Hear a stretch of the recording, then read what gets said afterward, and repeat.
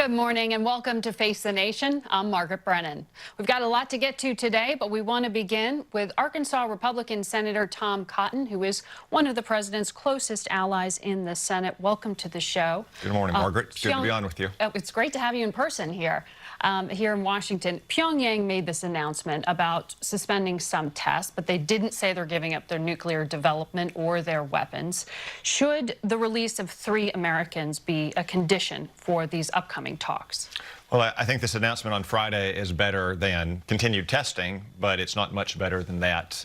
As you say, it's an easily reversible decision. They made no announcement about their medium or short-range ballistic missiles that threaten hundreds of thousands of Americans in Korea and Japan, just like it threatens our allies there. But I do think they show that the president has put Kim Jong-un on the wrong foot. For the first time, North Korea has been on the back foot for a long time. The fact that Kim requested this summit, the president accepted, I think to his surprise, and moved so quickly, said he's not going to ask for U.S. troops to be removed, and now has made this announcement, shows that he realizes that time and momentum is on the side of the United States and our allies. I know the president and Director Pompeo, who will soon be Secretary Pompeo, is committed to bringing those Americans home. I hope that'll happen before this summit occurs. Do you expect the release to happen before Mike Pompeo? I know they're working hard to achieve that goal. You mentioned Mike Pompeo. As we've said, he is a friend of yours, CIA director, wants to be Secretary of State. One issue that some of the Democrats at his hearing, like Senator Menendez, had with his nomination is that they frankly say they don't know which Mike Pompeo to believe. The congressman who advocated for striking Iran and North Korea and criticized the diplomatic deals there, or the one who now says he wants to preserve the nuclear deal with Iran and negotiate with North Korea. Is this driven by politics or a change of conviction? It's driven 100% by politics, Margaret. 15 Democrats. His change of position. No, the Democrats' opposition to Mike Pompeo. But Mike Pompeo's change of position is Mike Pompeo has not changed his position. I've known Mike for many years. We've traveled the world with each other. Mike is committed to diplomatic solutions everywhere.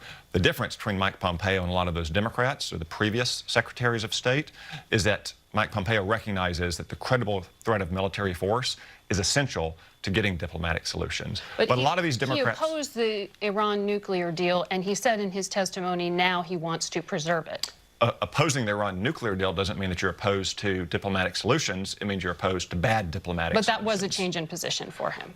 Ultimately, it's the president that makes that decision. Mike Pompeo will conduct foreign policy on behalf of the president, but as he said in his testimony, it's the president who will make that decision. But the Democrats, especially on the Foreign Relations Committee, are really engaged in shameful political behavior. 15 of them voted for Mike Pompeo last year be the director of the CIA. Not a single one of them, to my knowledge, has said that he's done a bad job. In fact, many of them have been... But it's a very different job than being America's top diplomat and credibly negotiating, which is why they get to this fundamental question. And as Director Pompeo said at his testimony, he is committed to those diplomatic solutions. But ultimately, the Secretary of State is conducting diplomacy on behalf of the president. Most of these Democrats don't have a problem with Mike Pompeo. They are still struggling to get over the election of Donald Trump in 2016, or frankly, they face elections this year in 2018, and they're afraid of scaring the MoveOn.org or Code Pink crowd, and it's really shameful behavior. Last week on this program, UN Ambassador Nikki Haley announced quite definitively that sanctions were coming on Russia and related to chemical weapons attacks. Then the White House walked that back. Does that very public disagreement trouble you? You know, Margaret, I can't comment on what was happening behind the scenes in the National Security Council. It shouldn't surprise anyone that the president gets differing opinions and has disagreements among his cabinet members on those questions. If it gets to the president's desk, it's a hard decision. I do know that this administration has been much tougher on Russia than the Obama administration ever was. They've expelled dozens of diplomats and spies and imposed new sanctions. Her opinion and not a position? I can't tell you about what was happening behind the scenes and what the negotiation or the deliberations were for the National Security Council last weekend. I can only say that I know this administration has been very tough and taken a very firm line on Russia by doing things like expelling Russian spies and diplomats, closing consulates, imposing lots of sanctions to include on Russian oligarchs that are very close to Vladimir Putin, bombing Russia's client, Bashar al-Assad, in the region, and I expect those measures to continue. You speak very frequently with the president. Do you agree with his argument that the special counsel led by Robert Mueller was based on an illegal act, as he tweeted on Friday?